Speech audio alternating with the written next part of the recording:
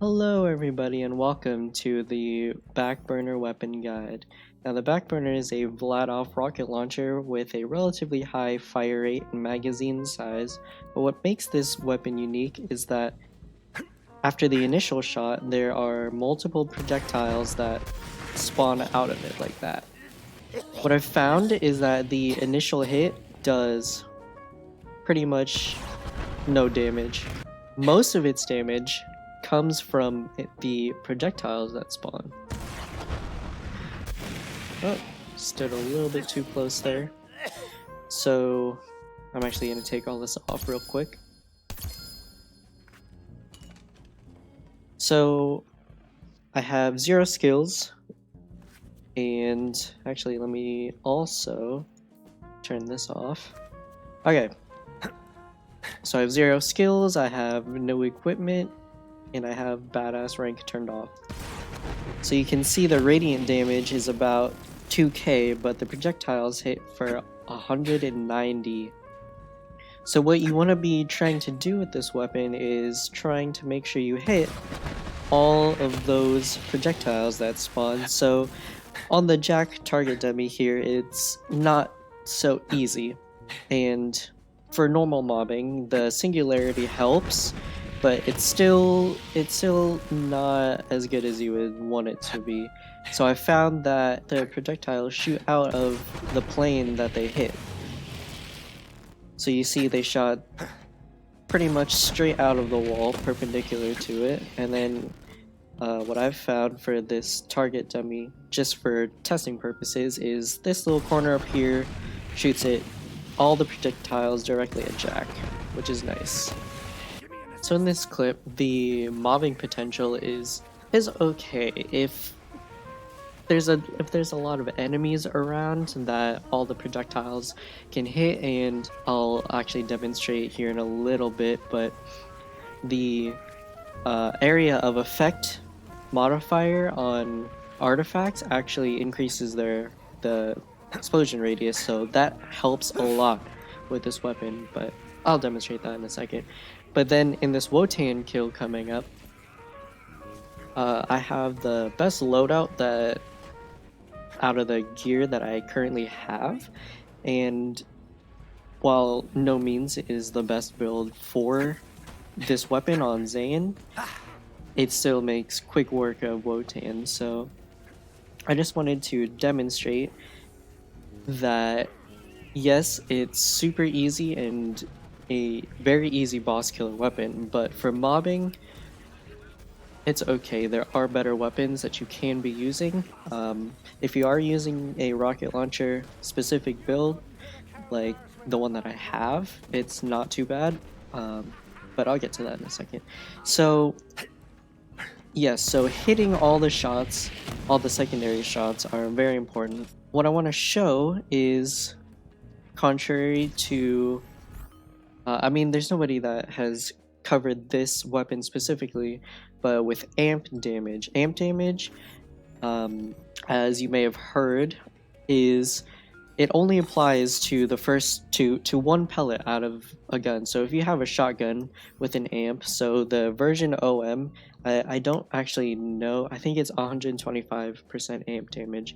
So I'm probably wrong, but right now just we're gonna stick with 125%. So the version OM amps the first shot. It doesn't say here. It amps the first shot by 125%. So amp damage applies only to one pellet out of a multiple pellet gun, and you might think that since the Backburner shoots however many projectiles, that it really only applies to the initial hit. But what I found is that the amp actually applies to all of the shots. So let me actually take this off. So if we shoot the Jack target dummy, it's 190k. We equip the version OM, wait for it to recharge, and shoot, 429k. Yeah, so that's roughly about 120 amp damage. So the damage calculation is applied to the initial shot, and then all of the secondary projectiles. So Zane, you get gun damage while you move.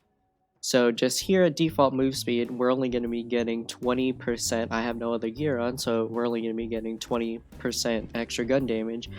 But just again to show, 429k. If I shoot while sliding, that is roughly sprint speed, so that increased it up to 602k, and I'll do it again just in case. Well, we got even higher, 623. So now, I just want to show that if you shoot it and then you start sprinting, the damage does not change. It's all 429k. Just for even more clarity, I'll shoot by just walking, and that is 498k.